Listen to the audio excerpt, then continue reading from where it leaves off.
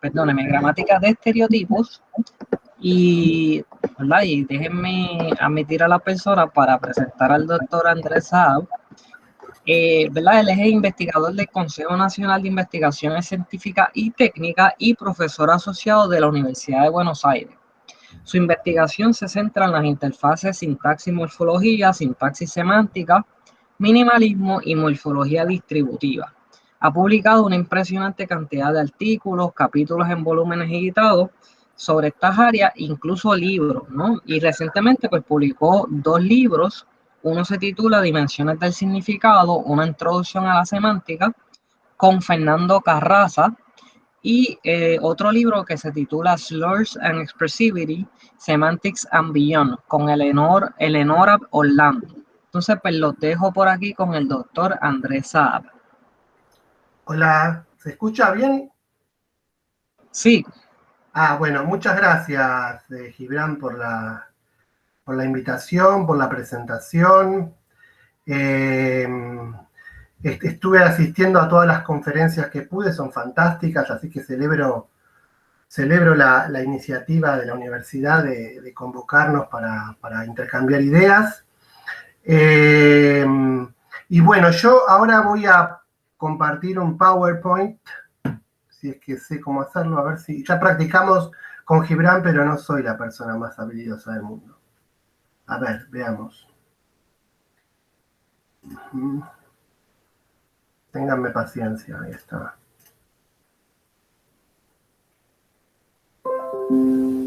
Ahí está.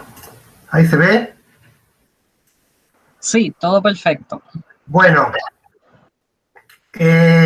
yo no los veo a ustedes, así que cualquier interrupción, cualquier pregunta, simplemente desmútense y háblenme, interrúmpanme, ¿de acuerdo? Si no entienden mi dialecto rioplatense, que no es de lo más maravilloso que hay en el universo, también díganme, Andrés, espera porque esa forma de hablar que tenés no es clara. Así que lo que sea, me interrumpen o levantan la mano y Gibran me dice, porque yo no los puedo ver. Así que, bueno, voy entonces a presentar estas ideas aquí sobre gramáticas de estereotipos, que es parte de un trabajo personal, pero también conjunto con mi grupo de trabajo en el Instituto de Investigaciones Filosóficas. Y de hecho las ideas que voy a presentar esta mañana no son ideas propias, sino que son ideas con mi colega Leonora Orlando, que no va a presentar hoy, pero que es la coautora de muchos de los trabajos que hemos hecho al respecto, sobre todo lo que tiene que ver con la parte estrictamente filosófica. Y de hecho, lo que voy a presentar aquí es una versión de un artículo que está por salir en Studies in Hispanics and Lusophone Linguistics, y algunas ideas que estamos elaborando para un libro que esperamos terminar a fines de este año, que es específicamente sobre gramática de estereotipos. ¿De acuerdo? Desde ya, bueno, ya me disculpé por las ponencias que no pude atender, pero ahora me quiero disculpar porque en lo que viene voy a citar algunas palabras, voy a mencionar palabras ofensivas, ¿de acuerdo? En la medida de lo posible voy a intentar parafrasearlas o escribirlas con alguna manera oculta, pero en otros casos voy a tener que usar palabras que son particularmente ofensivas. Quiero que entiendan que esas son citas metalingüísticas y que de ninguna manera yo estoy comprometido con las ideas o estereotipos que esas palabras precisamente evocan. ¿De acuerdo? Bueno, quisiera comenzar un poco parafraseando a Roland Barthes con la parte obvia de todo este asunto de la gramática de estereotipos. La parte obvia de todo este asunto es que el mundo es profundamente injusto, ¿de acuerdo? Y estas formas de injusticia refieren a grupos humanos. Están agrupados por género, raza, nacionalidad, clase social, etc. Sabemos todos, acá hay personas de distintas comunidades, que en todas nuestras comunidades existen mecanismos de misoginia, mecanismos de segregación racial, mecanismos de xenofobia, en fin, es tan impresionante la cantidad de mecanismos de segregación, de denigración o simple desprecio, que es imposible captar una charla. El conjunto, ¿sí? Casi infinito de prácticas denigratorias. Esto es obvio para cualquier ciudadano, es decir, no hace falta pertenecer a ninguna academia, ¿eh? Basta salir a la calle, dar una vuelta por la manzana de donde vivamos, y constatar rápidamente que cuántos mecanismos de injusticia y opresión hay en el mundo que nos rodea. Esto es obvio. Es decir, si yo tengo que explicarle a mis estudiantes que el mundo es injusto, lo van a entender muy rápidamente. ¿De acuerdo? Ahora, hay otra parte obvia de todo esto. Muchos de estos mecanismos son mecanismos que tienen que ver con prácticas institucionales, prácticas de violencia coercitiva, etcétera, etcétera. Pero probablemente, y esta es la otra parte de lo obvio, todas estas prácticas, algunas, si no todas, ¿sí? Involucran de manera esencial al lenguaje humano. ¿De acuerdo? Esta es la parte que no es ningún descubrimiento para nadie. La parte obtusa, la parte complicada, tiene la forma de una tesis, ¿de acuerdo? Y es la forma de una tesis que en particular voy a defender con ustedes hoy.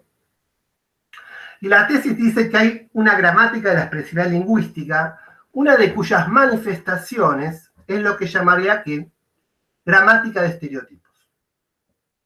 Tal gramática está a disposición de los hablantes competentes de cualquier lengua y es parcialmente en virtud de esa competencia que es posible llevar a cabo de manera exitosa, es decir, de manera exitosa me refiero con la distancia del caso, ¿no? O sea, es para el hablante competente del español misógino, es posible, en parte, gracias a la gramática de estereotipos, llevar a cabo de manera exitosa, entonces, gran parte de las prácticas sociales de segregación y discriminación que acabo de mencionar.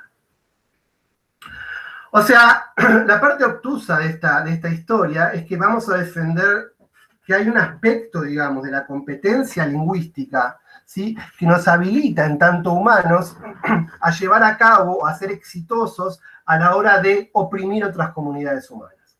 ¿De acuerdo? La tesis no tiene nada de trivial ni obvio, a diferencia del fenómeno. El fenómeno es obvio, pero la tesis no.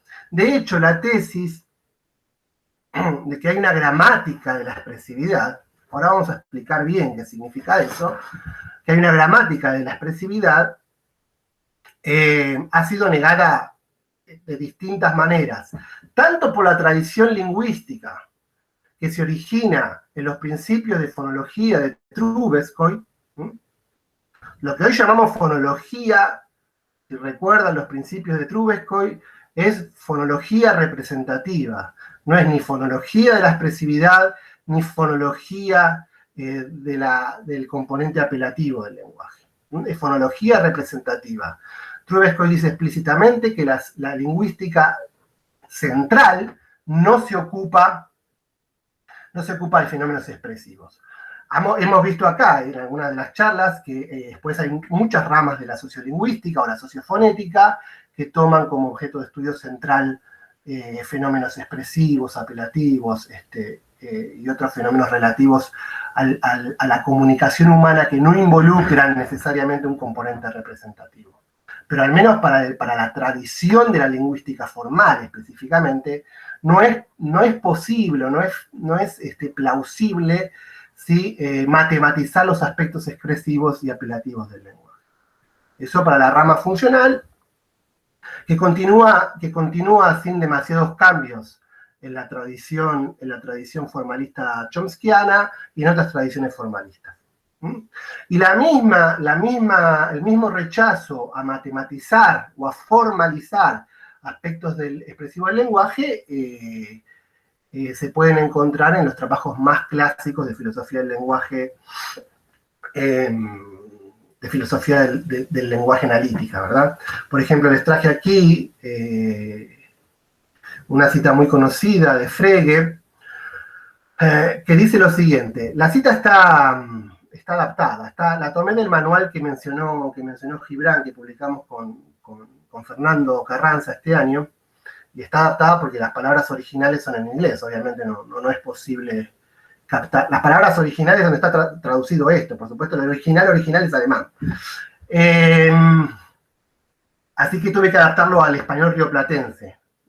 Asumo que Frege no tenía ni idea del español rioplatense, pero de todas maneras la cita dice: es útil para el poeta tener a su disposición una serie de palabras diferentes que pueden sustituirse entre sí sin alterar el pensamiento, pero que pueden actuar de diferentes maneras sobre los sentimientos y la imaginación del oyente. Podemos pensar, por ejemplo, en las palabras comer, morfar y lastrar. Morfar y lastrar son dos formas expresivas de decir comer en español del Río de la Plata. Estos términos también se utilizan con el mismo fin en el lenguaje cotidiano. Ahora, si comparamos las oraciones, este sudamericano gritó toda la noche y este sudaca gritó toda la noche, encontramos que el pensamiento es el mismo. La primera oración no nos dice ni más ni menos que la segunda. Pero mientras que la palabra sudamericano es neutral entre asociaciones agradables o desagradables, la palabra sudaca ciertamente tiene asociaciones más desagradables que agradables, y nos recuerda más bien a un sudamericano con cierta apariencia particular. Incluso si es tremendamente injusto para el sudamericano pensar de esta manera, no podemos decir que esto haga que la segunda oración sea falsa. Es cierto que cualquiera que pronuncie esta frase habla de manera peyorativa, pero esto no es parte del pensamiento expresado. Lo que distingue la segunda oración de la primera tiene la naturaleza de una interjección. Esta cita y otras citas relacionadas en otros textos de Frege se conoce con el nombre de teoría del color en Frege. La idea básica de Frege es que la teoría del pensamiento, que es la teoría del juzgar, o sea, la semántica formal, que es la teoría de la determinación de la verdad, ¿sí?, no tiene como parte de su agenda de investigación, ¿sí?, los fenómenos expresivos. Fíjense que dice, no es parte del pensamiento expresado, y la semántica es solo sobre el pensamiento. ¿De acuerdo? Esto es Frege. Entonces, ¿qué nos dice Frege? Nos dice en otros pasajes muy conocidos, bueno, estos fenómenos interjectivos, o sea, no tienen ni siquiera contenido, no solo no tienen condiciones de verdad, no tienen contenido representacional de ningún tipo, son parte de las ciencias humanas, no de la semántica. ¿De acuerdo? O sea que en las dos tradiciones, ¿sí?, que acabo de comentar, la tradición lingüística inaugurada por Trubetskoy y la tradición analítica inaugurada por Frege, hay un primer paso que es la negación acerca de la posibilidad de construir una teoría formal de significados no representativos. O en otras palabras, no veritativo condicionales. Y esto es lo que yo, Eleonora, mi grupo de trabajo y muchos otros investigadores en otras universidades estamos poniendo en cuestión desde hace un tiempo a esta parte. ¿De acuerdo? ¿Es claro esto? Entonces, ¿qué significa que hay una gramática de la expresividad? Que hay una gramática de la expresividad significa varias cosas, pero fundamentalmente significa que es posible matematizar, ¿sí?, significados expresivos. Miren que se me trabó, ahí está. Entonces, ¿qué es una gramática de estereotipos? Es un objeto matematizable que tiene, voy a argumentar, tres tipos de ingredientes, ¿sí?, que voy a llamar acá tipos de conocimiento lingüístico y también no lingüístico. El primero es, obviamente, conocimiento léxico. ¿De acuerdo? Los usuarios de la lengua adquieren, y por lo tanto conocen, un sistema de elementos léxicos impregnados de teoría y cultura. Y pongo esto entre comillas porque va a ser parte central del análisis. Impregnados de teoría y cultura. Toda gramática tiene como punto de partida un acervo léxico, ¿de acuerdo? Si uno se pregunta qué es la gramática de la modalidad, dice, bueno, la gramática de la modalidad es interesante primero porque hay un subconjunto de las palabras del español que son modales, ¿de acuerdo? Pero ¿qué más tiene que tener una gramática? Bueno, tiene que tener conocimiento estrictamente gramatical o sintáctico. O sea, los usuarios de la lengua saben combinar esos elementos impregnados de teoría y cultura, ¿sí?, en el esqueleto nacional. ¿De acuerdo? Entonces, si nos preguntamos, haciendo de nuevo el paralelo con la gramática de la modalidad, ¿qué saben? ¿De acuerdo? ¿Qué saben los hablantes de una lengua, por ejemplo el español, cuando saben la gramática y la modalidad? Saben las palabras modales y saben combinarlas en la oración para producir oraciones como, por ejemplo, María, ¿sí?, ya tiene que votar. María ya tiene que votar. ¿De acuerdo? ¿Se acaba acá la gramática de los estereotipos o la gramática de la modalidad? No. Es necesario también un mecanismo, y esto es central a la teoría, un mecanismo de resolución anafórica. ¿Mm?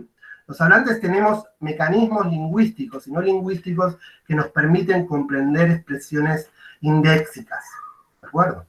Entonces, si ustedes quieren tener si yo soy un hablante competente del español, y eso significa que tengo un montón de subgramáticas adquiridas, significa que sé muchísimas cosas.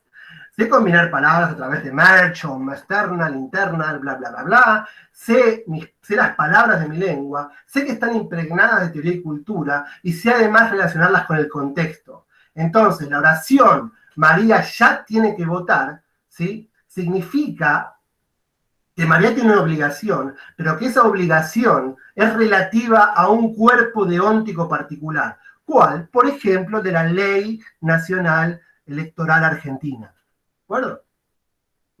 Entonces, una gramática va del léxico a la semántica y finalmente, ¿sí?, a la conexión con elementos extralingüísticos que le permiten al usuario, ¿sí?, poner todo ese acervo léxico y gramatical en contexto. Y los contextos pueden ser pequeños, como por ejemplo la resolución anafórica de un pronombre como él o ella, ¿sí? Pueden ser un poco más amplios, como la resolución de una forma modal, o pueden ser casi infinitos, históricamente hablando, como son las prácticas que tienen que ver con mensajes misóginos, xenófobos o racistas. ¿De acuerdo? Entonces, si yo digo, Juan es un nene, con sentido peyorativo, la resolución anafórica ahí es un poquito más que el contexto conversacional, ¿verdad? Es lo que Bakhtin llamaba el gran contexto atemporal o, digamos, infinito, ¿sí?, de capas geológicas y geológicas de prácticas opresivas y denigratorias presentes en cualquier comunidad humana. ¿Estamos bien hasta ahí? Esto es lo que yo quiero justificar. Cuando yo digo, el título de esta charla es Gramática de Estereotipos, quiero decir dos cosas. Quiero decir, una, que una gramática de estereotipos es un objeto formalizable, y dos, quiero decir que una gramática de estereotipos tiene tres ingredientes esenciales: conocimiento léxico, conocimiento sintáctico y conocimientos semántico-pragmáticos de resolución anafórica. Si hay alguna pregunta, me interrumpe. Bien. Esta es la parte obtusa, ¿verdad?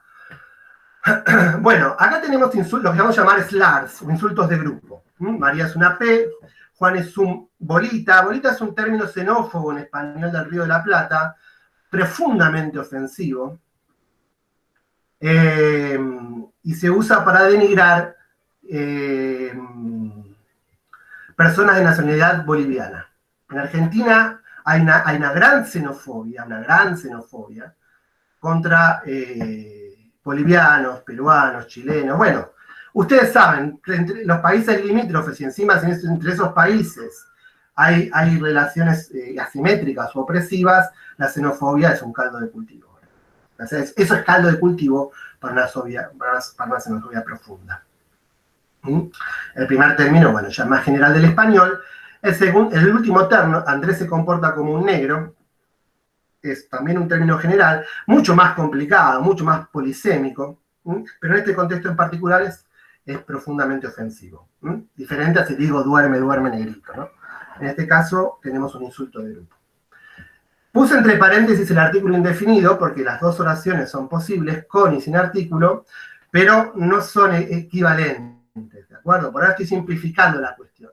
Y hacia el final de la charla voy a volver sobre la contribución específica que hace ese artículo indefinido. ¿De acuerdo? Bueno, estos son insultos de grupo, son parte de lo que llamé el conocimiento léxico. ¿Eh? Y el conocimiento léxico, les dije, es algo que está impregnado de cultura e historia. Ustedes, por ejemplo, algunos de ustedes que no son hablantes del rioplatense, no viven en el rioplatense, pueden o no tienen, ¿sí? El sabor xenófobo, la fuerza xenófoba y ofensiva que tiene la palabra. Pero quizás todos compartamos, ¿sí? Si somos hablantes del español en el área latinoamericana, el profundo contenido misógino que tiene la oración número 1, ¿de acuerdo? Y sabemos también de la polisemia de negro, ¿sí? Aunque en este caso, por el contexto sintáctico-semántico en que ocurre, también sabemos que en este contexto, y especialmente con el artículo indefinido, es una palabra insultante. ¿De acuerdo? Se supone también, ¿sí? Vamos a centrarnos en la palabra número 1, la de P, y voy a usar ahora, en la medida de lo posible, formas de esquivar y evitar. Los hablantes del español, esta palabra general, ¿no? como bolita, compartimos, si bien quizás no a primera vista, con un poquito de indagación, que cuando la palabra en cuestión, la palabra insultante, aparece en una posición, ¿sí? Como predicado un determinante, que es a su vez sujeto de una oración, como en este caso, la P llegó tarde a la fiesta, la oración es ambigua, ¿de acuerdo? La oración es ambigua, y significa dos cosas. Significa que hay una trabajadora sexual, a la cual me refiero de manera peyorativa, y que llegó tarde a la fiesta, eso es lo que vamos a llamar lectura predicativa.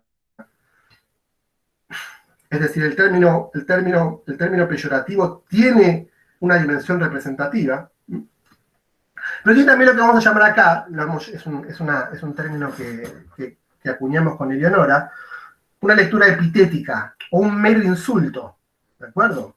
Donde yo digo, la P esa llegó tarde a la fiesta. Donde en este caso el componente representativo desaparece de manera completa y solo queda el mero insulto, es decir, el componente que puse en rojo ahí, el componente peyorativo. Espero que estén todos ya, si son todos hablantes del español, quizás haya diferencias dialectales, pero creo que en general, en los lugares donde he testeado este juicio, es bastante claro. Y vamos a ver que si no es claro a primera vista, va a ser claro después que demos una serie de diagnósticos muy, muy sólidos, diagnósticos gramaticales. O sea, tenemos una ambigüedad. Es parte de la teoría gramatical general, pero en particular de la teoría de gramática de estereotipos, dar cuenta de las ambigüedades. Es lo que hacemos los gramáticos, ¿verdad? En nuestras primeras clases de sintaxis o de gramática enseñamos constituyentes, enseñamos tipos de ambigüedad, léxicas, categoriales, sintácticas, etc. O sea que parte de la historia que tenemos que dar es explicar por qué esta oración es ambigua. Y lo que yo les voy a mostrar en un ratito, adelantándome un poco a lo que va a seguir, es que esta ambigüedad no es léxica, que esta ambigüedad es sintáctica. Y eso hace a la teoría gramatical de estereotipos mucho más interesante. Porque si fuera una mera ambigüedad léxica, bueno, la gramática de estereotipos se resuelve puramente en el léxico, y ya está. Es una cuestión de conocimiento léxico y algo de conocimiento cultural. El conocimiento léxico involucra el conocimiento cultural. Bueno, no. La propuesta fuerte, radical acá va a ser no. No es un mero problema léxico. Hay mucho más. Y como para darles una idea de lo que es ese mucho más, vamos a comparar en muchos pasajes de esta charla esta ocurrencia predicativa, el insulto de grupo, con las construcciones binominales evaluativas del tipo la P de María, el negro de Andrés. O sea, estas construcciones son bien conocidas en la tradición románica. Son tan presentes en catalán, en español, en italiano. Han dado lugar a un montón de bibliografía teórica sobre sintaxis de la predicación del dominio nominal. El profesor Melvin González Rivera ha trabajado muchísimo y muy bien con ellas. Son muy conocidas, pero acá estamos trabajando sobre algunos de estos elementos, sobre los que son, los que los que tienen como correlato insultos de grupo, ¿de acuerdo? Los que nos interesan en esta charla, porque son los que evocan o hacen evocar un tipo de estereotipo, ¿de acuerdo?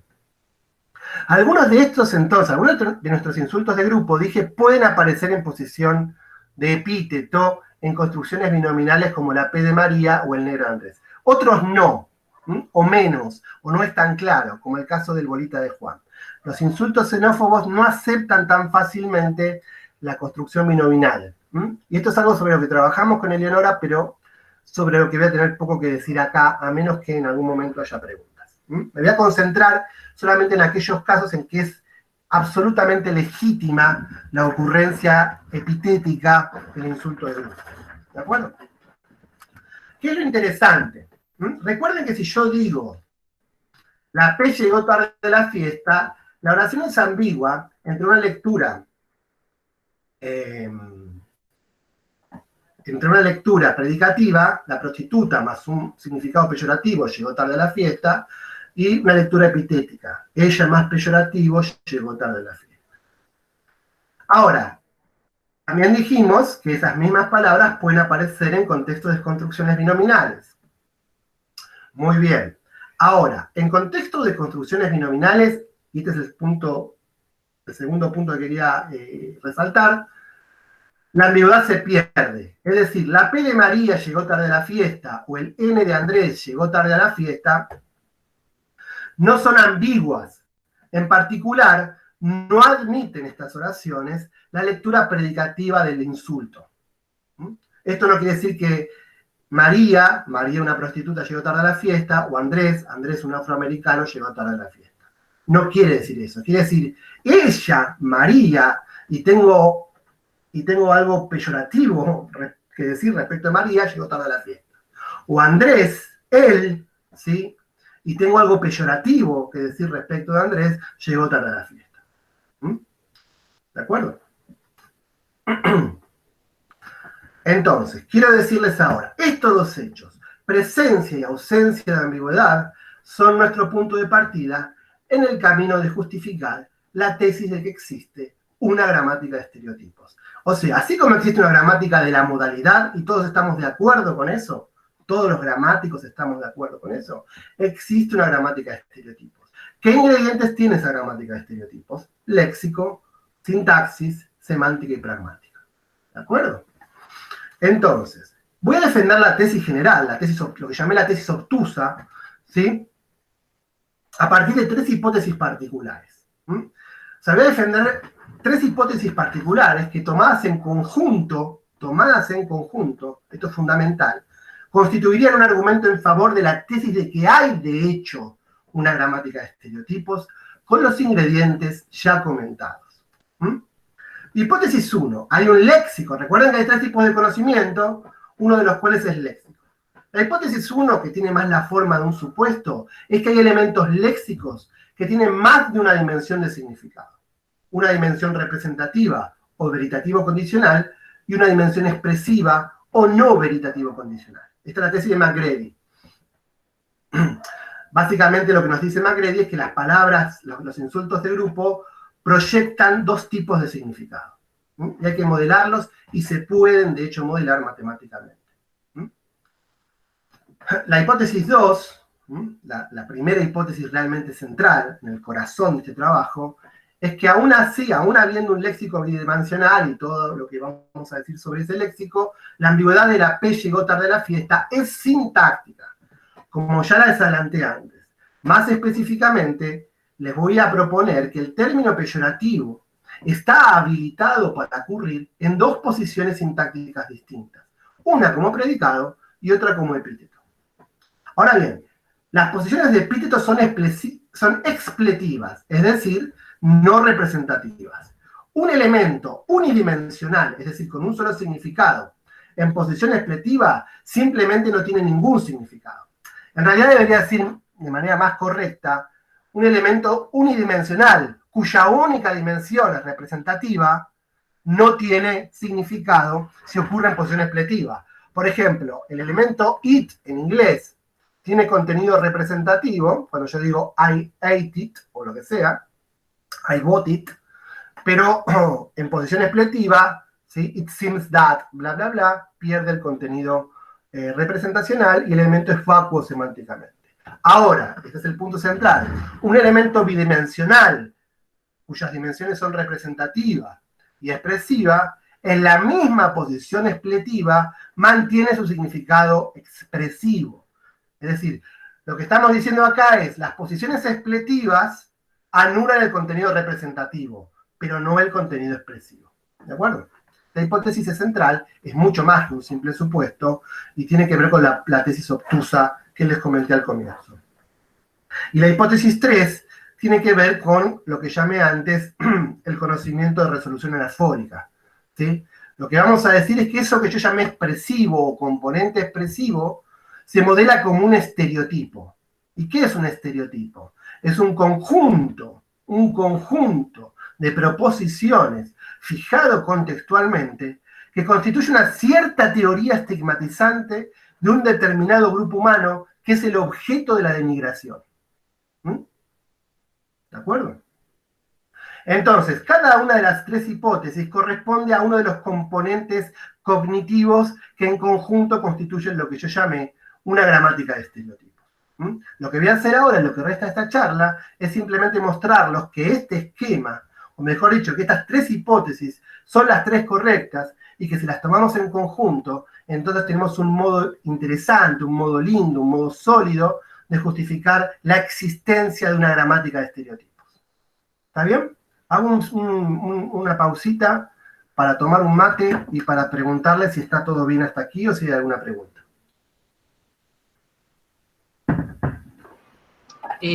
Yo tengo una, ¿verdad?, pregunta, comentario. ¿Verdad? ¿Qué pasaría bajo este modelo con palabras como, y me disculpo, ¿no? Cabrón, por lo menos en nuestro español, ¿no? Que puede ser algo peyorativo o no, o puede ser algo negativo o algo positivo. ¿Cómo encajaría esa palabra dentro de ese modelo? Sí, en español tendríamos boludo. En español rioplatense, parecido a cabrón. Son palabras porque, esto voy a hablar poquito, está buenísima la pregunta. Voy a hablar de palabras que tienen componentes negativos. Nuestra propuesta con Eleonora es que las palabras, además de estas dos dimensiones de significación, tienen lo que llamamos una valencia. Y la noción de valencia está tomada, digamos, de ciertas teorías sobre términos de términos éticos, ¿de acuerdo? Y las valencias son negativas o positivas o inespecificadas. En el caso en que las valencias son inespecificadas o subdeterminadas, es el contexto el que las fija. ¿Se entiende? O sea, ahí también hay un fenómeno de resolución anafórica mucho más complejo. Yo lo que voy a decir es que toda palabra estereotipada tiene un componente anafórico. Pero si a eso le sumamos el componente de la valencia, entonces vamos a tener que agregar otro componente de resolución anafórica.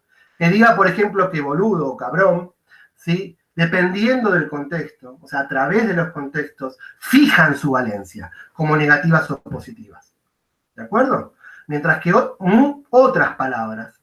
Yo diría que, a ver, muchísimas palabras funcionan de esa manera, pero algunas tienen la valencia casi fijada.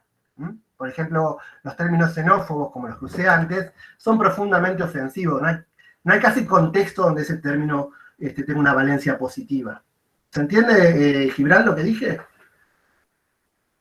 Sí, ¿verdad? Y totalmente de acuerdo. Y, ¿verdad? Y también me hace acordar un poco de la palabra N en Estados Unidos, ¿no? Que los grupos afroamericanos la pueden utilizar, o sea que hay una apropiación de esos términos peyorativos, ¿verdad? Que no sé, que me imagino que tiene que ver con el contexto, ¿no? Que para Sí, darle...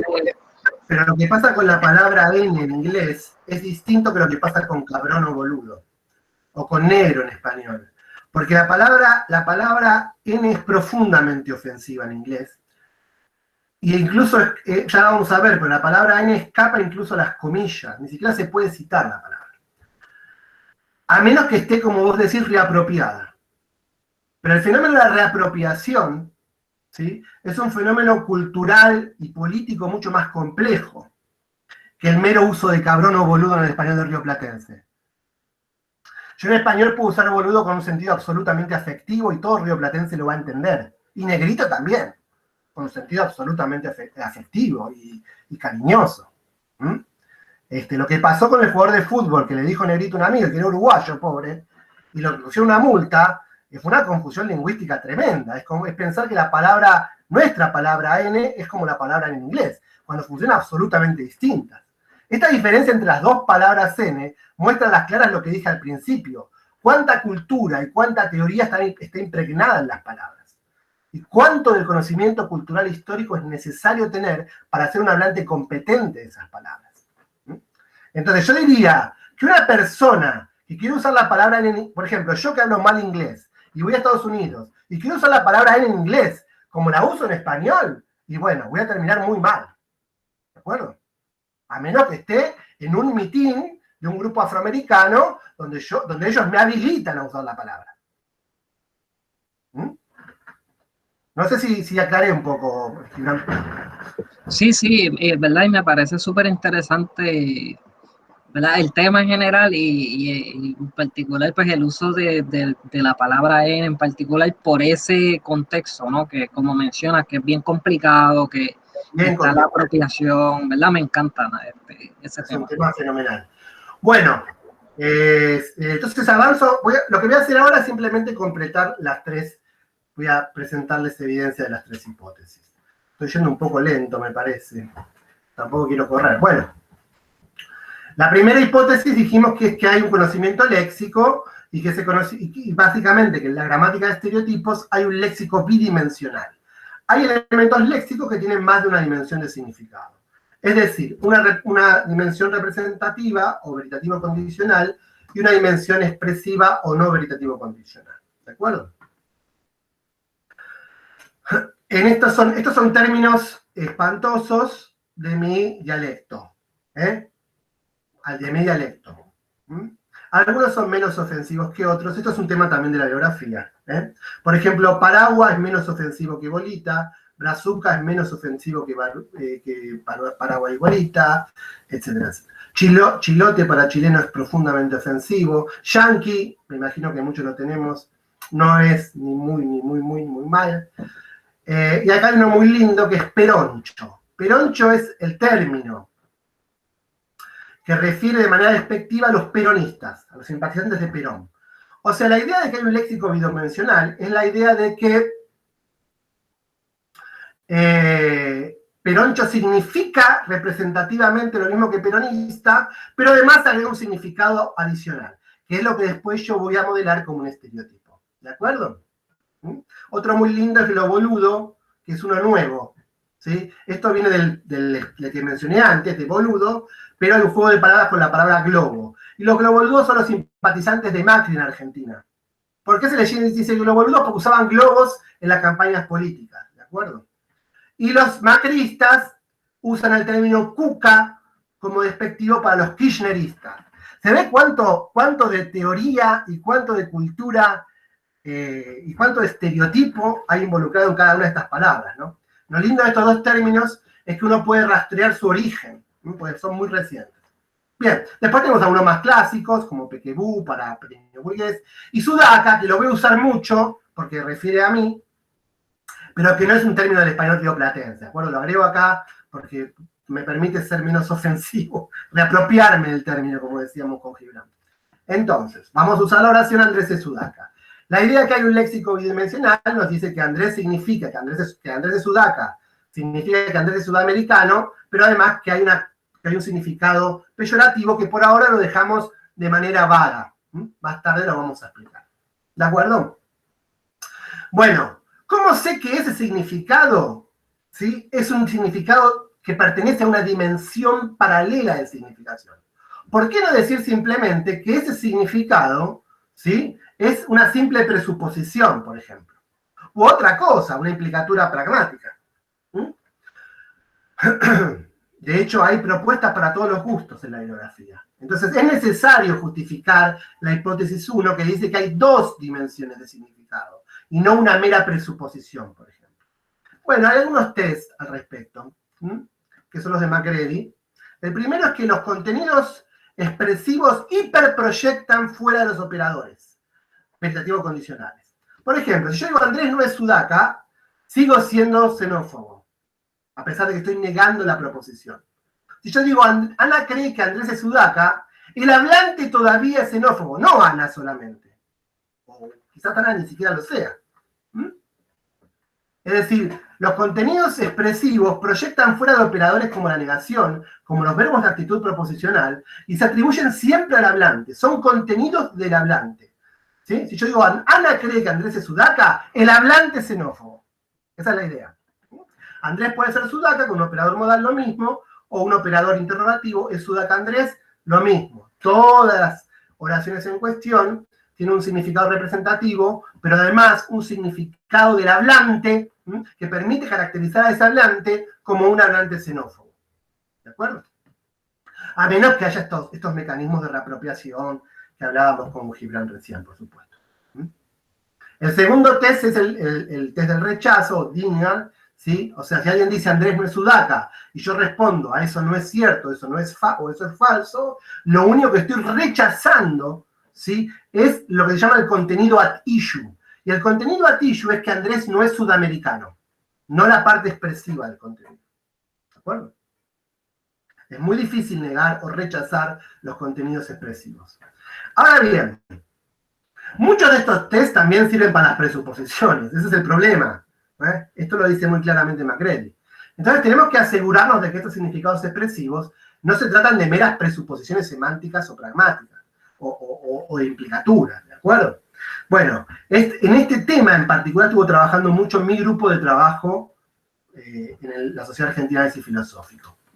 Al respecto, en el libro que mencionaba Gibran, el que hicimos con Eleonora, Slurs and Expressivity, yo propuse un diagnóstico que es el siguiente. Básicamente el punto es que la expresividad no sobrevive la elipsis. Supongamos que alguien pregunta, ¿a cuántos sudacas viste en la fiesta? Y alguien responde, vi a 3, pero podrías evitar ese modo de hablar de los sudamericanos. Yo nunca hablo así. O sea, la elipsis nominal me permite a mí dar una respuesta apta que me permita al mismo tiempo cancelar lo que sea el significado peyorativo con respecto a los sudamericanos. Si no hago la elipsis nominal, y digo, vi a 3 sudacas, pero podrías evitar ese modo de hablar de los sudamericanos, yo nunca hablo así de ellos, la oración es claramente infeliz, ¿de acuerdo? Porque estoy hablando así de ellos. Entonces, si yo quiero responder la pregunta de A, y al mismo tiempo, o sea, quiero dar una respuesta apta, y al mismo tiempo evitar el significado expresivo, una manera de hacerlo es la elipsis. De hecho, muchos de los mecanismos de resistencia de estas palabras es no las use, no las pronuncie, no las diga. Esto no pasa con las presuposiciones. Por ejemplo, yo digo Juan dejó de fumar, que presupone que Juan fumaba, y digo Pedro también, aunque nunca fumó, la oración es infeliz, porque las presuposiciones no se pueden cancelar con la elipsis. Un test muy reciente de uno de los colegas nuestros del grupo de trabajo tiene que ver con lo que se llama Maximized Presupposition. Por ejemplo, Maximized Presupposition es un principio pragmático muy general que nos dice, dado un par de expresiones con el mismo contenido asertivo, pero con diferente fuerza presuposicional, use el elemento con mayor fuerza presuposicional si el contexto así lo dicta. Entonces, por ejemplo, tenemos este contexto. Es un contexto sesgado. Un grupo de estudiantes mujeres decide juntarse para realizar un trabajo final para presentar la clase que viene. En ese contexto, donde es conocimiento compartido que el conjunto de individuos es mujeres, es infeliz decir, ellos se juntan en la casa de Anita este viernes. Hay que decir, ellas se juntan en la casa de Anita este viernes. ¿Por qué? Porque ellas tienen una presuposición más fuerte que ellos. ¿De acuerdo? ¿Está bien? Bueno, el rasgo de género, como muchos de ustedes sabrán, y vamos a ver en un segundo, es un rasgo presuposicional, por lo menos de acuerdo a muchísimas teorías sobre rasgos flexivos. Ahora, ¿qué pasa con los insultos de grupo? Bueno, este es un texto muy lindo que usó nuestro colega Nicolás Loguercio, en un trabajo que va a aparecer ahora en Natural Language Semantics, y que dice, el test que acabamos de presentar falla con los slurs. Entonces, hagamos un contexto sesgado, un contexto muy común. Una reunión de un grupo xenófobo europeo dedicado a diseminar propaganda antiinmigrante. O sea, un contexto donde la presuposición peyorativa es creencia común. ¿Mm? La presuposición peyorativa es creencia común. Si este fuera el caso, entonces, y si los insultos del grupo fueran presuposicionales, entonces debería dar lugar, ¿sí?, a lo mismo que nos pasó con el género antes, a un efecto de maximize presupposition. Pero eso no pasa. Por ejemplo, en ese mismo contexto de un grupo xenófobo europeo dedicado a diseminar propaganda antiinmigrante, alguien puede decir, este país fue asaltado por los sudamericanos, nos quitan el trabajo, cometen crímenes y el gobierno no hace nada. Tendría que funcionar como funciona ellos en nuestro ejemplo anterior. Y sin embargo no funciona así. Este elemento es feliz incluso en un contexto sesgado. ¿De acuerdo? Entonces, conclusión parcial, hay razones de peso para asumir que H1 es correcta. O sea, hay elementos léxicos que tienen más de una dimensión de significado. Una dimensión representativa o veritativo condicional y una dimensión expresiva o no veritativo condicional. ¿De acuerdo? O sea, hay un léxico expresivo. Ahora, volvamos a nuestra ambigüedad inicial. La P llegó tarde a la fiesta. Lectura predicativa, ya lo vimos, la prostituta más peyorativo llegó, bla, bla, bla. Lectura epitética, ella más peyorativo llegó, bla, bla, bla. Y la pregunta que nos tenemos que hacer en esta conclusión parcial es, ¿se trata de una ambigüedad léxica? Recuerden que yo les dijo, si fuera una mera ambigüedad léxica, esto se resuelve con conocimiento léxico. Listo. Y si este fuera el caso, tendría dos P.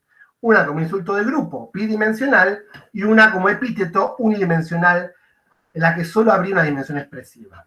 Mi respuesta a esto es no, no, no, pausa y no. ¿De acuerdo?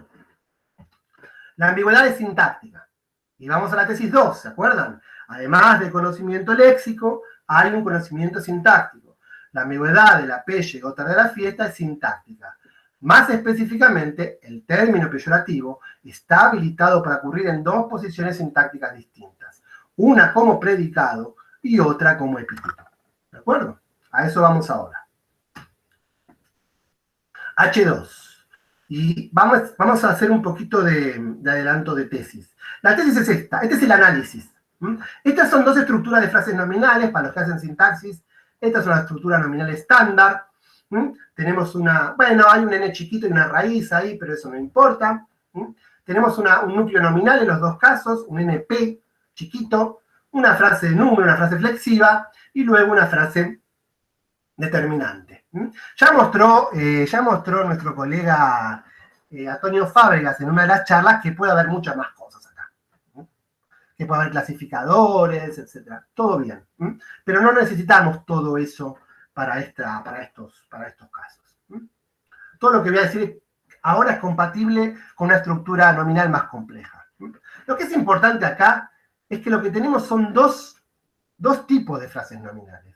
Una frase nominal común, una descripción definida en A, y un pronombre en B. Fíjense la parte baja del árbol. Lo que tengo en B es un pronombre común y corriente, un índice referencial con presuposiciones flexivas de género, número y persona. ¿De acuerdo? Género, número y persona son rasgos flexivos de los pronombres.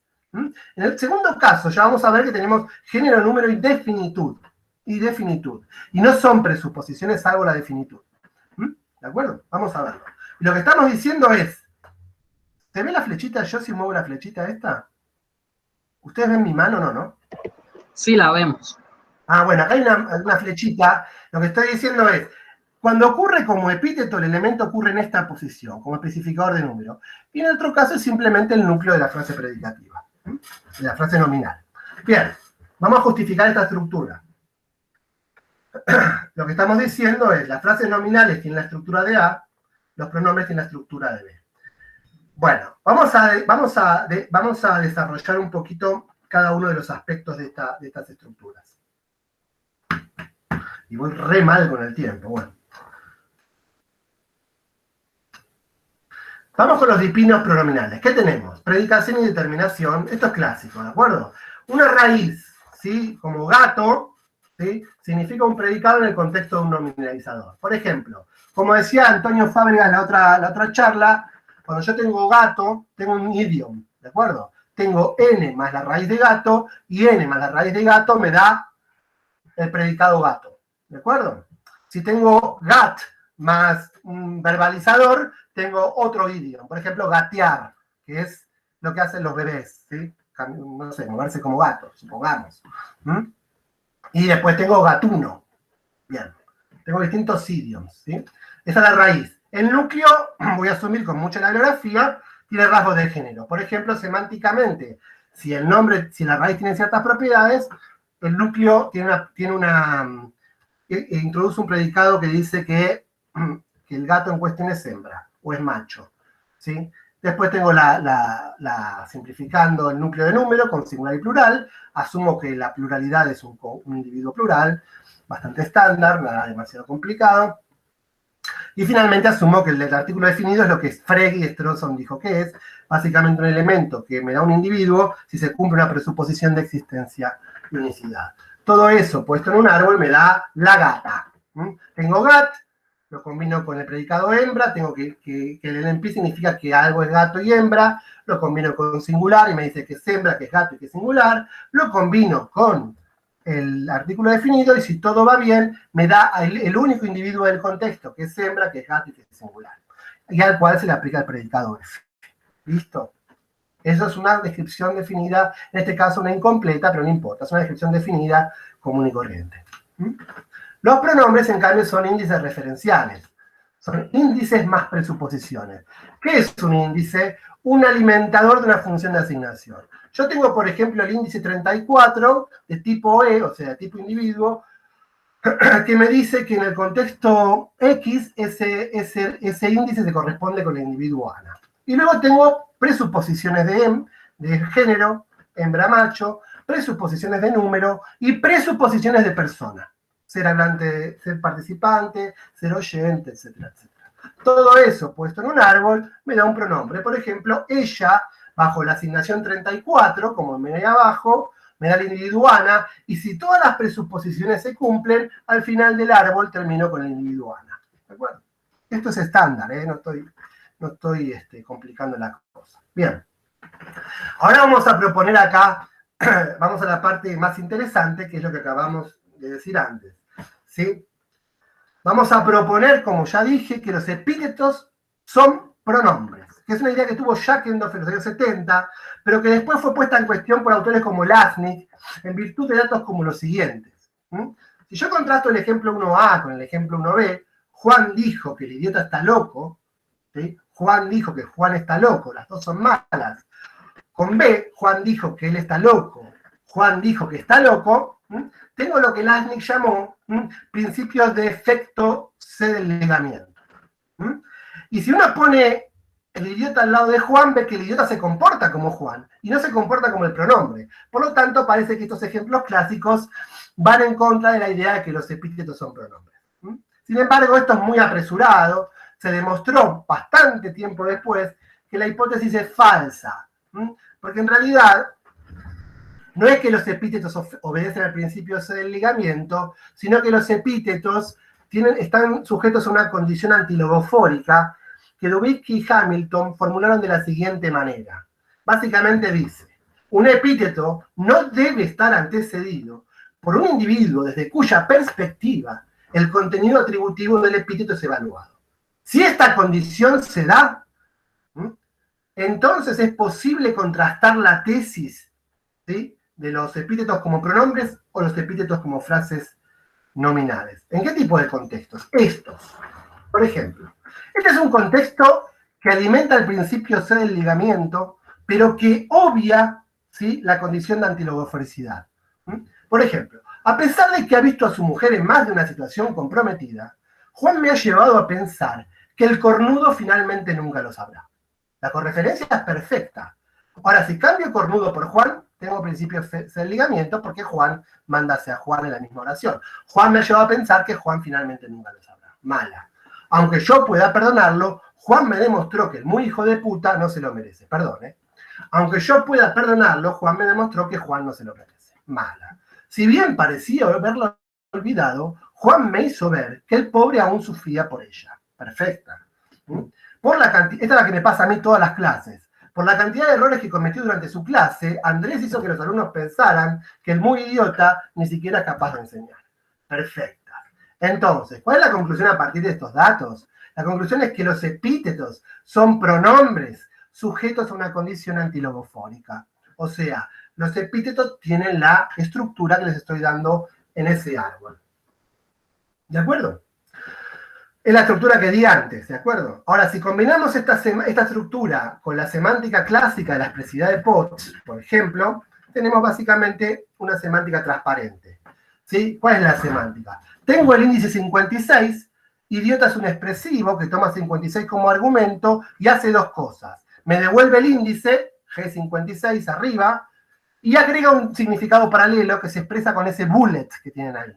El significado paralelo dice que el hablante desprecia o tiene algún problema con este individuo. Listo, ya está. Ya vamos a ver que esta semántica está mal en la parte de modelar el contenido.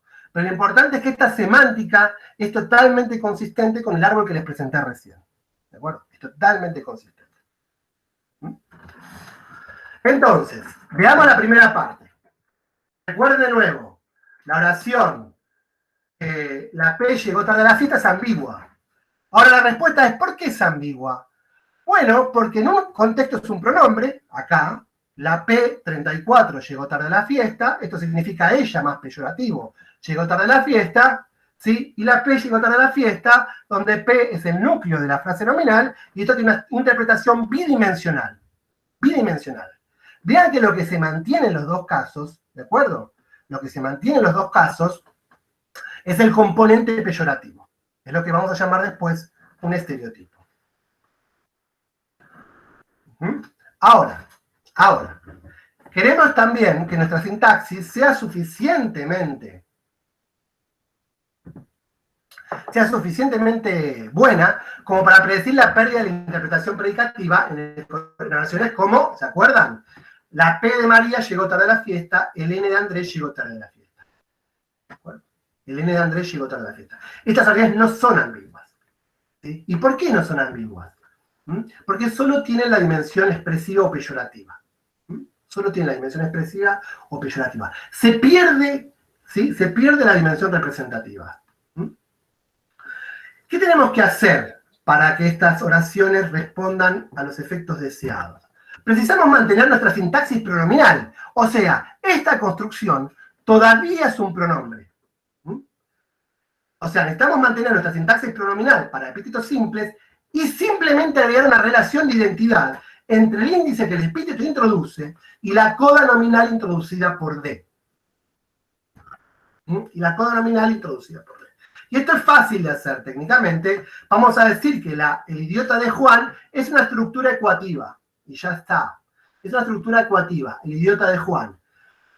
Lo que hay es un núcleo ecuativo, como cuando digo Fernández es el presidente de la Argentina, ¿de acuerdo? Que introduce una presuposición. ¿Qué hace? Ecuativo toma el índice referencial, toma Juan y me devuelve el índice siempre y cuando se cumpla la relación de identidad. ¿De acuerdo? Y arriba tengo el epíteto en posición expletiva. Recuerden que esta posición acá, es una posición expletiva. O sea que esto sigue siendo un pronombre. Esto sigue siendo un pronombre, pero con una presuposición ecuativa. Con una presuposición ecuativa. La semántica de este núcleo ecuativo es fácil de hacer, es esta. Esta semántica hace lo que yo ya dije, toma dos argumentos y me devuelve el índice referencial si la presuposición de identidad se cumple, y ya está. Y ya está. Ahora, la parte bella de esta cuestión es que el enfoque ecuativo para las construcciones de epítetos binominales mantiene todas las semejanzas con su contraparte no binominal simple, al tiempo que explica por qué las oraciones en uno no pueden ser ambiguas. Esta es una parte linda del análisis que, como ustedes sabrán, contrasta con todo lo que se dijo básicamente sobre estas construcciones en la tradición románica, al menos desde Avelina Sunier 90, que es que estas construcciones son de inversión de predicado. Bueno, acá tengo varios slides sobre por qué no es una inversión de predicado. El idiota de Juan. Pero los voy a pasar por razones de tiempo, si quieren después volvemos. Pero básicamente el argumento se reduce a decir que la estructura de inversión de predicado no puede dar cuenta de la ausencia de ambigüedad en oraciones como esta. La P llegó tarde a la fiesta. La P llegó tarde a la fiesta. Básicamente ese es el argumento fundamental. Bueno, entonces no a la inversión de predicado. Pero sí, y en consonancia con Den Dicken hay una estructura predicativa. Simplemente que esa estructura no es una estructura predicativa cualitativa de los tipos propuestos por Den Dicken, sino una estructura predicativa ecuativa, entre un pronombre y una expresión referencial. Entonces, ahora la segunda conclusión es que... No, todavía no vamos a la segunda conclusión. Esperen. Esta es entonces la estructura que adopto, del idiota de Juan. Es muy simple esta estructura. Tengo una estructura... O sea, el idiota de Juan es algo, se puede parecer como Juan, el idiota, o el idiota, Juan. Esa es un poco la idea. Es más como una posición. Bueno, ahora resolvemos la ambigüedad de manera sintáctica como hicimos antes, ¿sí? La P llegó tarde a la fiesta es un pronombre, entonces solo hay significado peyorativo, o solo hay significado, o hay significado bidimensional. Pero tenemos que resolver la ambigüedad. A ver, ¿qué manera tenemos de resolver la ambigüedad? Muchísimas, muchísimas. ¿Sí? Tenemos diagnósticos referidos a la antilogoforicidad. Tenemos diagnósticos referidos al efecto del principio C del ligamiento. Tenemos modificación de grado. Tenemos distribución en construcciones binominales. Tenemos elipsis nominal. Tenemos ocurrencia predicativa y tenemos modificación restrictiva. Todos estos tests, ¿sí?, muestran que la construcción, la P de María llegó tarde a la fiesta, es estructuralmente ambigua. Veamos. Antilogoforicidad y principio C del ligamiento. Fíjense este contraste. Ana dijo que la P llegó tarde a la fiesta. Mala bajo la correferencia, pero por dos razones. Ana dijo que la P llegó tarde, puede ser una violación del principio C del ligamiento, ¿sí?, o puede ser una violación del principio de antilogoforicidad. ¿Cómo hago para evitar eso? Construyo un contexto no antilogofórico y pongo, Ana es tan extrovertida que todos piensan que la P se va a meter en problemas con la policía. Buena ahora, pero es buena solo bajo la lectura de epíteto, es decir, solo bajo la lectura de mero insulto. O sea, 1A es mala en la lectura predicativa y en la epitética por el principio del ligamiento y la condición de antilogoforicidad respectivamente. Ahora bien, como dije, una vez buena, pero solo bajo la lectura de epíteto. O sea, esta variedad de interpretaciones queda debidamente recogida por los análisis sintácticos propuestos. Modificación de grado. La muy P llegó tarde, solamente epíteto, o la P de Ana llegó tarde, la estructura binominal, como ya vimos, la estructura binominal me indica que hay un pronombre ahí. O sea que A y B no pueden ser ambiguas, solo pueden tener lectura de epíteto. Perfecto, me da perfecto el test, estamos felices y contentos. Ahora vamos en la otra dirección. En las ocurrencias, y la otra dirección es esta. Solo las ocurrencias predicativas admiten la elipsis nominal y la modificación restrictiva. Normal, ¿por qué? Porque la lectura de epíteto es un pronombre. Los pronombres no admiten ni la elipsis nominal, ni admiten la modificación restrictiva. Entonces yo puedo decir la P de al lado y la del piso de arriba, perfecta. Pero no puedo decir la P de Ana y la P de María. ¿De acuerdo? ¿Y esto por qué es así? Bueno, porque la elipsis nominal es una elipsis baja, es una elipsis de frase nominal. Recuerden que en la lectura predicativa, P está acá, o sea, lo puedo elidir, perfecto. Pero en la lectura de epíteto, el epíteto está acá, no lo puedo elidir. ¿De acuerdo? O sea que la modificación restrictiva y la elipsis nominal también desambiguan ahora en favor de la lectura predicativa. Bueno, algunas evidencias en favor de esa estructura de elipsis. Acá estamos. Esta es la idea. La elipsis nominal, como dije, solo afecta al NP, o sea, al nombre en posición predicativa, pero no puede afectar al epíteto. Por eso no puedo decir la P de María y la P de Ana, o el negro de Pedro y el de Andrés. Es totalmente gramatical. O sea, conclusión parcial. Tenemos todos estos preciosos diagnósticos que distinguen epítetos de insultos de grupo. Efectos antilogofóricos, epítetos sí, principios del ligamiento no, modificación de grado sí, construcción binominal sí, elipsis nominal no, ocurrencia predicativa no, modificación restrictiva no, y los insultos de grupo están exactamente en la relación inversa. Así que la conclusión parcial es bastante clara. Concluimos que hay razones de peso para asumir que H2 también es correcta. O sea que esa ambigüedad, la ambigüedad de la PDA, la P llegó tarde a la fiesta, es una ambigüedad de tipo sintáctica. Vamos a la hipótesis 3, que es la última, me quedó ahí un H2, pero esta es la 3. Dijimos que ahora nos falta el último componente. Y el último componente es el componente expresivo. Y lo que vamos a proponer es que ese componente expresivo se modela como un estereotipo.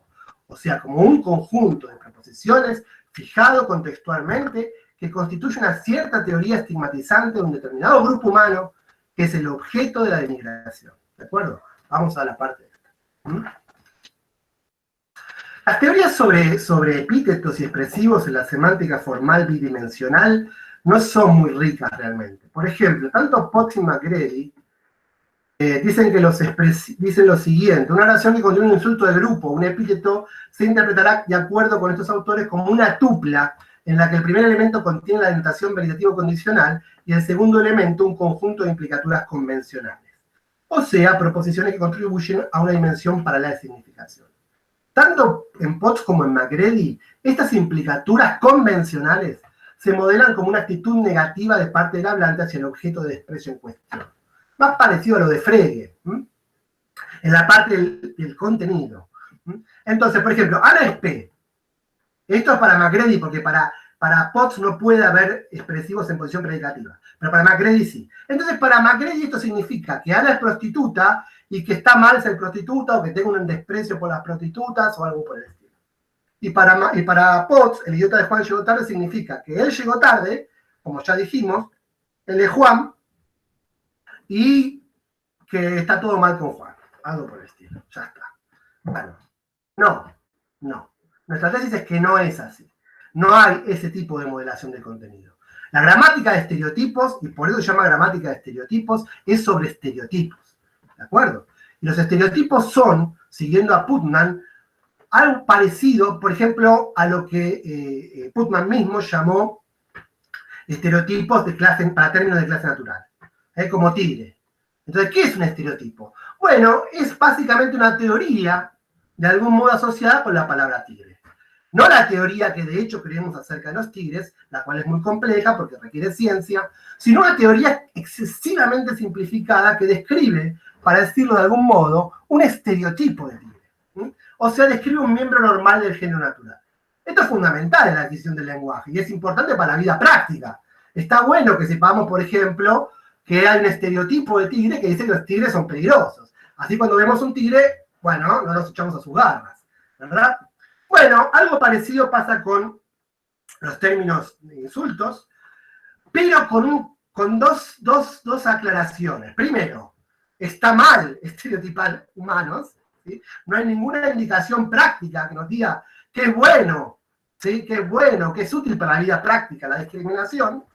Puede ser, por eso digo, puede ser útil para la vida práctica conocer el estereotipo de tigre, pero no es útil ni moralmente correcto, ni ideológicamente recomendable tener prácticas discriminativas, porque además de estereotipar grupos humanos, lo cual está mal desde el punto de vista científico y moral, también incluye conceptos evaluativos, a diferencia de los conceptos de clase natural que no tienen en su lista de conceptos términos evaluativos. Entonces, por ejemplo, para el estereotipo de boliviano, de B, tenemos una lista de conceptos que los ponemos en mayúsculas siguiendo la teoría del concepto normal, ¿sí? Básicamente vagos, que en su conjunto nos dan una cierta teoría acerca de lo que es un cierto grupo humano, que venden frutas y verduras, que son alcohólicos, bla, bla, bla. Y lo mismo pueden ustedes elegir el estereotipo que corresponda a su comunidad y combatirlo en la medida de lo posible. El plantear la dimensión expresiva en términos de estereotipos permite enriquecer el modo en que los estereotipos y los insultos de grupo comunican información más allá del estado de ánimo del hablante. Esto es lo que dice Potts y McGrady, pero está mal. Hay algo más que un estado emocional, ¿de acuerdo? Por ejemplo, pensemos en el término que usé antes cuando me preguntó Gibran. Juan es tan distraído que todos piensan que el boludo no tiene solución. Boludo es el epíteto por excelencia en el español del Río de la Plata. ¿eh? Y vemos que cumple todos los test de epíteto que di antes. Puede aparecer en contextos antilogofóricos, puede admitir la modificación de grado, el muy boludo llegó tarde otra vez, puede admitir la construcción binominal, el boludo de Juan, y no admite la elipsis nominal, el boludo de Juan y el de Pedro. ¿De acuerdo? Es decir, es un epíteto bajo todos mis diagnósticos de epíteto. Ahora, comparemos boludo con este nuevo que les di antes, globoludo. Entonces, por ejemplo, comparemos. Ese boludo dijo que hay esperanzas, con ese globoludo dijo que hay esperanzas. Globoludo, como dije antes, es un término que hace referencia a ciertos manifestantes, a ciertos partidarios de la línea macrista en la Argentina. Entonces, es imposible decir que acá lo único que hay es la comunicación de un estado de ánimo o lo que sea, un desprecio. Acá hay la comunicación de dos estereotipos distintos, ¿de acuerdo? Y vemos que, así como boludo pasa todos los test de epíteto, lo boludo también pasa todos los test de epíteto. Ahora está ingenuo que todos piensan que el globoludo va a votar a Macri una vez más. El muy globoludo habló de la pesada herencia una vez más. El globoludo de Juan lo hizo de nuevo. Pero no puedo elidir el globoludo de Juan y el de Pedro. ¿De acuerdo? Por lo tanto, tenemos dos epítetos que más que comunicar un estado de ánimo, una actitud negativa hacia algo, comunican ciertas teorías vagas y desinformadas respecto de ciertos grupos humanos. Entonces no hay manera de captar el contenido comunicado mediante funciones como vados similares. Lo que hay es un estereotipo que, como dije antes, se modula como un conjunto de proposiciones fijado contextualmente. ¿Cómo exactamente? ¿Cómo se modela matemáticamente? Bueno, no es muy complicado, ¿sí? Lo que necesitamos es lo siguiente. Necesitamos modelar los estereotipos como conjuntos de abstracciones sobre conjuntos de proposiciones, ¿sí? Que tienen un componente anafórico, que es esto que llamo acá P pertenece al contexto. Y el contexto es el contexto histórico y cultural amplio, ¿de acuerdo? Entonces un conjunto de preposiciones, ¿sí? Que contiene a su vez un conjunto de predicados P discursivamente o culturalmente salientes, ¿sí? Que se aplican a un grupo o a una clase. Mujeres, afroamericanos, argentinos y lo que sea, ¿de acuerdo? Esta es la fórmula de un estereotipo. Esto es un estereotipo. Entonces, por supuesto, como dije al principio, los estereotipos requieren resolución anafórica. La lista de predicados que define un cierto estereotipo solo puede determinarse contextualmente. O sea, para que determinado uso de un insulto de grupo sea expresivamente correcto, es preciso que el estereotipo en cuestión se encuentre en vigencia en el contexto de Ana relevante. O sea, esto requiere interpretar P como una anáfora. P es una anáfora, es el conjunto de predicados, ¿sí? Que están en vigencia en una cierta comunidad. Y esto resuelve un poco la tristeza de Roland Barthes cuando en SZ abandonó el proyecto de tener una teoría matemática de la connotación, o sea, de los estereotipos, ¿sí? Porque reconoció que era imposible captar matemáticamente los estereotipos sin recurrir a su carácter anafórico. Barthes dijo explícitamente, la connotación es una anáfora, tiene capacidad de remitir. Claro, en la época en que Barthes escribió esto, con los mecanismos que él tenía, no estaba claro qué teoría matemática de la anáfora tenemos. Pero hoy en día es fácil modelar matemáticamente las anáforas. O sea que podemos devolverle la alegría a Barthes y decirle, mira Barthes, es posible obtener una teoría formal de los estereotipos, aun si los estereotipos son elementos con un componente anafórico. ¿Por qué? Porque es posible modelar la anáfora como una función de asignación. ¿De acuerdo? Entonces, bajo esta perspectiva, ya cerramos, ¿sí? Decimos que las condiciones de corrección expresiva del epíteto P, la P de Ana, va a ser un insulto expresivamente correcto aplicado a la persona referida por Ana, sí y solo sí es emitida en un contexto en el que está vigente un estereotipo cultural asociado con las mujeres, condensado en el estereotipo semántico de P, y dos, el hablante tiene una intención peyorativa hacia los miembros de ese grupo en el que incluye a esa persona. ¿De acuerdo?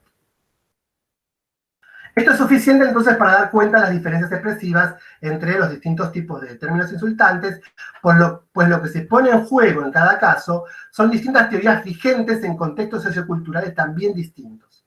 No es una cierta actitud negativa del hablante lo que se evoca o hace saliente a través del uso de un epíteto o un insulto de grupo, sino una cierta visión del mundo que en los términos conocidos de Pierre Bourdieu ayuda a configurar la violencia simbólica que cimenta todo otro tipo de violencia. ¿De acuerdo? Esta es nuestra contribución, digamos, a la parte más general. Bueno, hay un resumen un poquito más técnico de cómo modelar la semántica. Hay una observación sobre el artículo indefinido un, que es muy interesante, pero se me he pasado del tiempo, así que lo dejo para otro momento. Y simplemente voy a las conclusiones. Entonces, en conclusión, volviendo al obtuso, dijimos que hay una gramática de la expresividad, una de cuyas manifestaciones es lo que llamé acá una gramática de estereotipos. ¿De acuerdo? Y lo he justificado, creo haber justificado que tal gramática existe, así como existe la gramática de la modalidad, y está compuesta por tres ingredientes fundamentales. Léxico, algunos ítems son dimensionales, una sintaxis, la distribución sintáctica de esos ítems dictamina en qué posición puede o no aparecer un elemento bidimensional, y una semántica, en la que las dos dimensiones se modelan como un contenido variativo condicional al nivel representativo y como un estereotipo en la dimensión expresiva. Por supuesto, esto no es suficiente, ¿sí? Esto no basta para hacer un hablante competente en un insulto dado, ¿sí? Porque la gramática de estereotipos requiere además de un mecanismo de resolución anafórica, como ya mencioné, que permita relacionar expresiones insultantes con estereotipos que son de naturaleza social, histórica y culturalmente determinados. Este es el límite fundamental entre lo que el lenguaje ofrece como mecanismo de opresión o segregación. La posibilidad de impregnar, vuelvo a ese verbo original, la posibilidad de impregnar expresiones lingüísticas con teorías que vienen impuestas por afuera del lenguaje mismo. Ahora bien, dada la ubicuidad del lenguaje en nuestra vida diaria, esta contribución no es menor, pues habilita que estos estereotipos culturales pervivan en cada intercambio lingüístico. El problema se puede poner de este modo.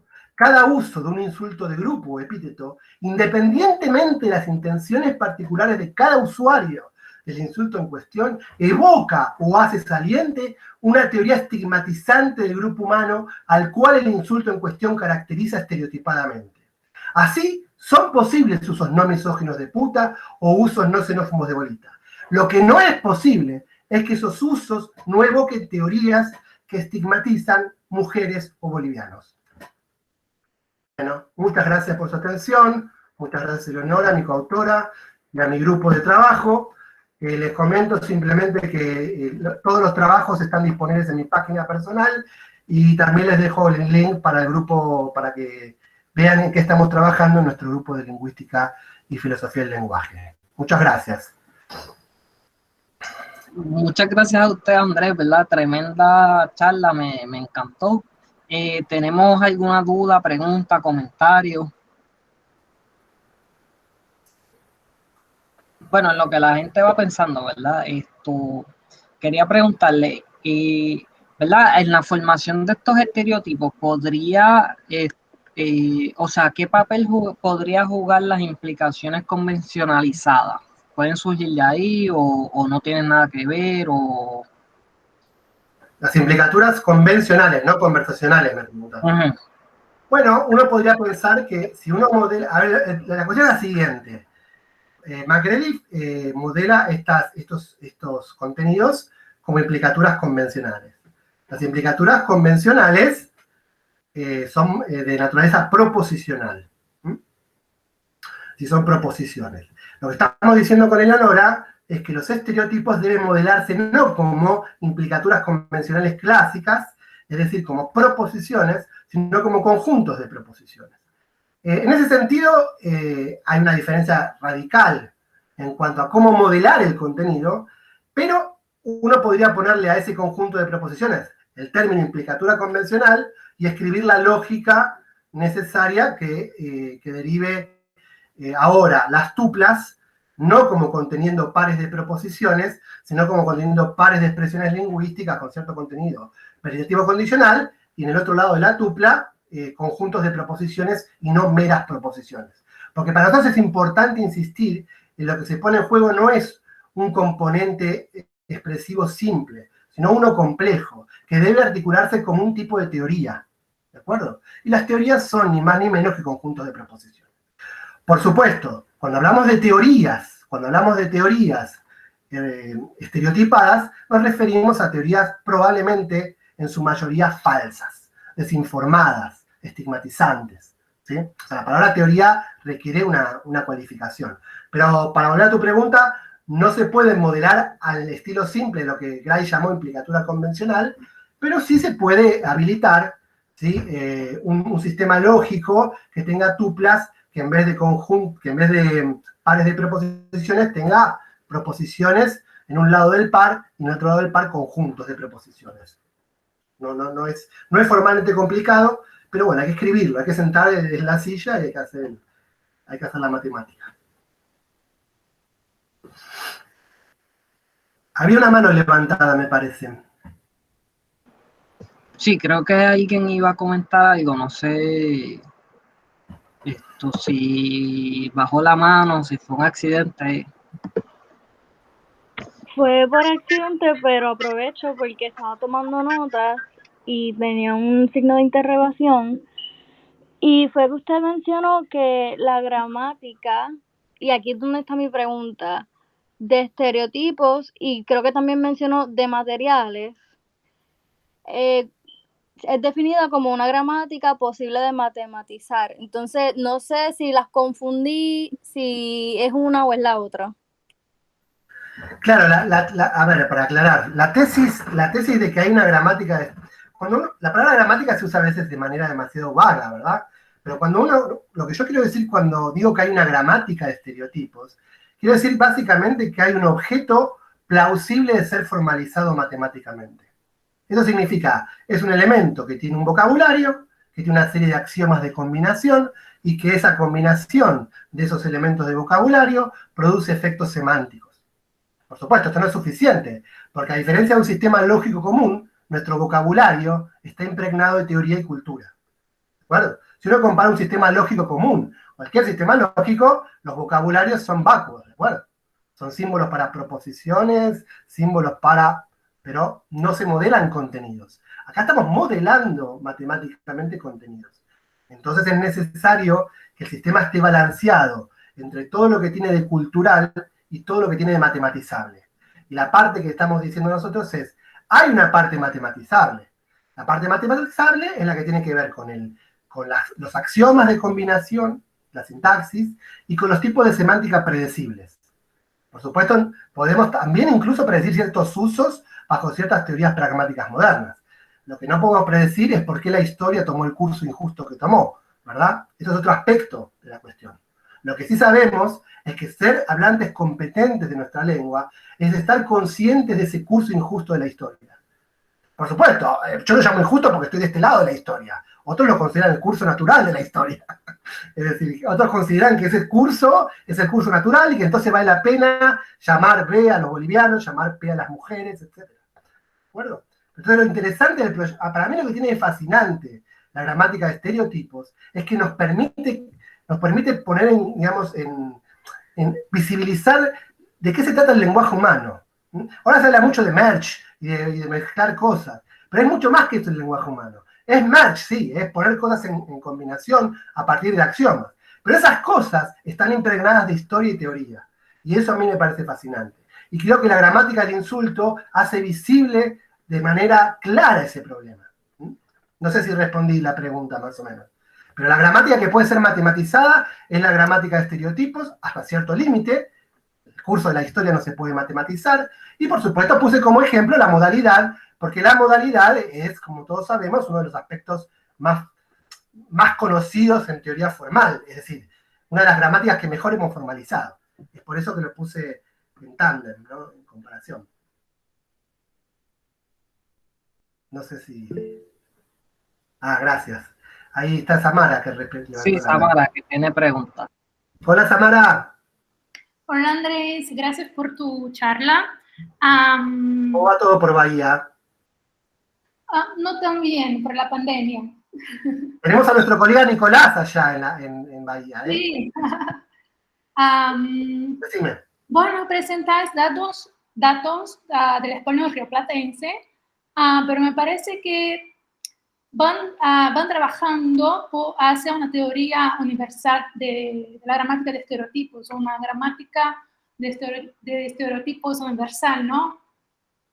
Sí, sí, exacto. La idea es tomar el español rioplatense como una instancia de un objeto que es pasible de formalización en la gramática universal. ¿Mm? Lo que podría pasar es que hubiera una comunidad ideal donde estos efectos no se produjeran. Es decir, podría haber una lengua que no tuviera una gramática de los estereotipos. Difícilmente creo que sea así, porque hay una parte universal de la historia también, que son las prácticas de segregación universales. Pero sí, la idea es modelar la gramática de estereotipos, independientemente del curso de la historia del rioplatense, como una gramática que contiene un vocabulario, unos axiomas de combinación y una semántica de estereotipos, con el componente anafórico que recién comentamos.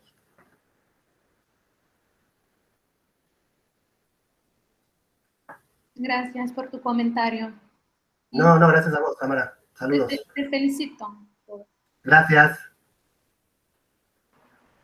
¿Verdad? Yo quería añadir que, como mencionaste al principio, ¿no? Que es lo obvio, pero parecería que no es tan obvio, ¿verdad? Porque tenemos muchísima gente que piensa, incluso he visto muchos lingüistas, ¿no? Que defienden esta postura xenofóbica, misogénica, ¿verdad? Diciendo que el lenguaje no es así, pero, ¿verdad? Es una herramienta para llevar a cabo estos estereotipos, ¿no? Por supuesto, llamarlo lo obvio es tomar una posición política al respecto. Ok, me gusta, no estoy diciendo que no, pero... En realidad hay un diálogo ahí con el texto de Barthes que se llama lo obvio y lo obtuso. La idea, hay un fenómeno que vamos a poner de esta manera, como yo leo a Roland Barthes, y esto lo explico siempre con mis estudiantes, no es difícil explicarle al estudiante que existe el sentido. Si uno va y habla una clase de primer año de lingüística o de semana, y dicen a los estudiantes, bueno, el sentido es algo obvio. ¿Qué es el sentido? El sentido es que un plato de comida cobre determinado significado para una pareja que se enamoró comiendo un asado en Buenos Aires. Y todos sus aniversarios festejan comiendo un asado. En esa pareja, ese asado connota el origen de la pareja. Caminar de cierta manera es afeminado, caminar de cierta manera es masculino. Moverse, eso es fácil de mostrar. O sea, ¿y eso qué es? No son actividades prácticas. Hay actividades prácticas, los humanos, dice Barthes, llevamos a cabo actividades prácticas, pero por alguna razón a esas actividades prácticas les agregamos sentido. ¿De acuerdo? Les agregamos sentido. Bueno, entonces, esa es la parte obvia, que está ahí, que lo vemos, de toda nuestra vida diaria está cargada de sentido. Lo que es obtuso es, ¿cuál es la teoría correcta? Primero, y la pregunta filosófica fundamental, ¿por qué existe el sentido? ¿Por qué precisamos? Al asumir que hay una gramática de la felicidad, estoy comprometiéndome con la idea de que los humanos somos, como dice Chomsky, estamos capacitados para llevar a cabo un conjunto infinito de oraciones, bla, bla, bla, y toda la historia que conocemos, pero también que los humanos somos creadores de sentido. Es algo más. ¿Por qué? Porque los vocabularios originales, otra vez, no son cualquier cosa. Son ítems impregnados de historia y de cultura. Esto es fundamental. Yo creo que incluso los lingüistas más formalistas tenemos que insistir en ese aspecto. Porque eso es lo que hace el lenguaje único. El lenguaje no es único porque hay un sistema lógico subyacente. El lenguaje es único porque permite que ese objeto, que es parte del curso de la historia de nuestra vida diaria, ¿sí? Pueda ser gramaticalizado, es decir, pueda dársele una gramática. Bueno, y es fundamental porque esa combinación entre biología y cultura, ¿sí? Es lo que diariamente, ¿sí?, hacemos o llevamos a cabo en prácticas, ahora me estoy ocupando de esto, denigratorias, opresivas, etcétera, etcétera. Por supuesto, el lenguaje también se usa para prácticas maravillosas, como la literatura y la lingüística misma. Pero en este caso el foco es este efecto no deseado del lenguaje como elemento que contribuye a la segregación. Vale la pena preguntarse en este sentido si las otras especies animales son capaces de tanta maldad. ¿De acuerdo? Porque quizás sea el caso de que, dado que tenemos esta facultad, y que somos capaces de tener objetos llenos de cultura e historia, que los combinamos diariamente mediante mecanismos recursivos, bueno, también, así como somos únicos para el lenguaje, somos únicos para todo lo bueno y para todo lo malo que trae el lenguaje. Y parte de lo malo que trae el lenguaje es esta violencia simbólica que habilita las otras prácticas. Eso creo yo que es un punto fascinante, ¿no? A mí me parece fascinante e interesante. Sí, claro, ¿verdad? Y me gusta, ¿verdad? ¿Verdad? Que resaltes el hecho de que las palabras pues tienen todo este bagaje histórico, porque nos explica, ¿verdad? ¿Por qué no podemos decir la palabra N, por ejemplo? ¿Por qué no podemos decir la palabra P, por ejemplo? ¿Verdad? Porque no son ítems léxicos y punto, ¿verdad? Son ítems léxicos que tienen todo ese bagaje histórico. Y eso, ¿verdad? Me fascina un montón. Y más ahora, ¿no? Con todo lo racial que está ocurriendo en el mundo, pues claro, ¿verdad? Que es súper relevante tener estos temas ¿verdad? Y me encanta el trabajo que están haciendo. Y me parece que los lingüistas tenemos que tomar parte como ciudadanos del mundo también en esas cuestiones, ¿no? Porque esas prácticas que vos estás mencionando, que son universales, el otro día hubo un asesinato nuevo, ¿no? Nos tienen que comprometer, porque nosotros estudiamos el lenguaje. Y yo lo que estoy diciendo acá es, bueno, miren, el lenguaje es un elemento fundamental en esas prácticas. ¿Qué podemos hacer? ¿Qué podemos contribuir a eliminar un poco esa parte que yo llamé lo obvio? ¿De acuerdo? Que el mundo es tremendamente injusto. Nosotros como científicos del lenguaje, ¿qué podemos aportar? Más allá de nuestros propios compromisos cotidianos en actividades ciudadanas, ¿no? En marchas o lo que sea, o denuncias, bueno, yo creo que es un universal moral que estas prácticas están mal. Para mí son obvias. Por supuesto que, como vos decís, hay gente que no las ve así. Bueno, claro. Pero yo creo que hay un universal moral que tenemos que defender. Porque si no, no nos queda nada, ¿no? Porque no es simplemente la palabra P. Es que la palabra P o la palabra N termina con una persona muerta. Entonces, sobre esas cuestiones tenemos que trabajar, me parece a mí, como científicos del lenguaje y como ciudadanos del mundo. Es verdad, totalmente de acuerdo. Y eso me lleva, ¿verdad? Mi último pregunta / comentario. ¿Verdad? Mencionaste varias veces que están trabajando en estos temas. ¿Qué es el próximo paso, ya que han demostrado que hay una gramática de estereotipos? Bueno, gracias por la pregunta. El grupo sigue, desde el año 2016 estamos trabajando sobre este fenómeno. Eso concluyó en el libro que vos mencionaste, el Slurs and Expressivity, y además en distintas publicaciones del grupo y presentaciones. Eleonora y yo estamos trabajando en otro tipo de libro ahora, que la idea es que sea para un público más general. Justamente por lo que decía antes, porque estas cosas tienen que tener algún impacto ciudadano, ¿no? Así que vamos a hacer una gramática de estereotipos, no digo que va a ser de divulgación, porque no es la idea, pero sí que pueda ser leída por no lingüistas y no filósofos, porque Eleonora es filósofa del lenguaje. Este es un proyecto, ¿no? Seguir participando. Vamos a abrir también un canal de YouTube sobre estos temas. Esto es parte de lo que queremos hacer. Nosotros trabajamos sobre 4 fenómenos. Trabajamos sobre discursos del odio, trabajamos sobre léxico peyorativo, trabajamos sobre lo que se llama dog whistles, es decir, estos fenómenos implícitos en los discursos que llaman, ¿sí?, de manera muy, muy oculta ciertas ideologías, y trabajamos sobre el lenguaje inclusivo, sobre esos 4 fenómenos. Y sobre eso vamos a dar unos videos. Y esa es parte del proyecto que tiene que ver con nuestra contribución científico-práctica. Y finalmente, Leonora y yo, y el grupo, va a empezar a trabajar este año, nos está complicando con la pandemia juntarnos, nos vamos a juntar este año a trabajar sobre reapropiación, que es lo que vos mencionabas antes sobre la palabra N en inglés, etc. Eso es. ¿Verdad? Me parece un trabajo fenomenal, ¿verdad? Te pediría que nos enviaras, ¿verdad? Todo, tan pronto tengas esos videos, que nos mandes los enlaces, ¿verdad? Para compartirlos acá en Puerto Rico. Cuando salga ese libro, ¿verdad? Que nos invite, ¿verdad? Nos mandes la publicación, ¿verdad? Para traerlo a Puerto Rico, y tal vez pueda hacer otra invitación, ¿no? Para que haya una presentación, aunque sea de forma virtual, que por lo menos, ¿verdad? Algo positivo de la pandemia es que nos podemos juntar de esta manera, ¿verdad? Para hacer una presentación. Para mí es doblemente positivo porque no me gusta viajar en avión, así que lo único de negativo es que siempre soñé con ir al Caribe y me veo acá en Buenos Aires encerrado. Ay, Javier, está levantado, Javier ahí. Exacto. Entonces, pues nada, ¿verdad? Que le pediría a ambos, ¿verdad? Que Leonor por aquí también está por aquí, que, ¿verdad? Que nos envíen todo eso para, ¿verdad? Para darle promoción a esos canales, a eso, porque me parece un trabajo sumamente interesante y también sumamente importante, ¿no? Y me uno a ustedes, ¿verdad? Con ese padecer de que como lingüistas tenemos que como insertarnos también dentro de estos movimientos, ¿verdad? Y darle voz a estas personas que no la tienen, ¿verdad? ¿Verdad? Y me parece súper, ¿verdad? Que nos mantengan al tanto de lo que están haciendo para darle acá promoción en Puerto Rico. Con todo placer, con todo placer. Ahí levantó la mano también, me parece, mira. Javier, ¿levantaste la mano?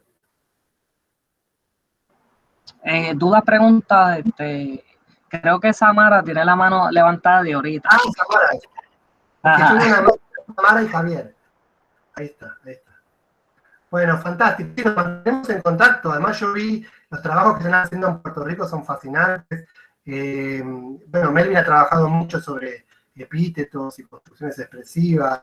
Así que todo lo que se pueda aportar desde el punto de vista gramatical y no gramatical, que lo tenemos que poner en el dominio público, ¿no? Bueno, aprovecho para agradecerle a mi coautora Leonora acá, que está presente, por supuesto, fundamental de este proyecto, la jefa, diría yo. Bueno, ¿alguna duda, pregunta, comentario? Bueno, pues les agradezco a todos y todas, ¿verdad? Por estar aquí presentes. Ya mismo voy a subir la conferencia a YouTube, ¿verdad? Para que esté disponible para todo el mundo que no haya podido estar en esta charla. Bueno, pues muchísimas gracias y buenas tardes a todos y todas. Gracias.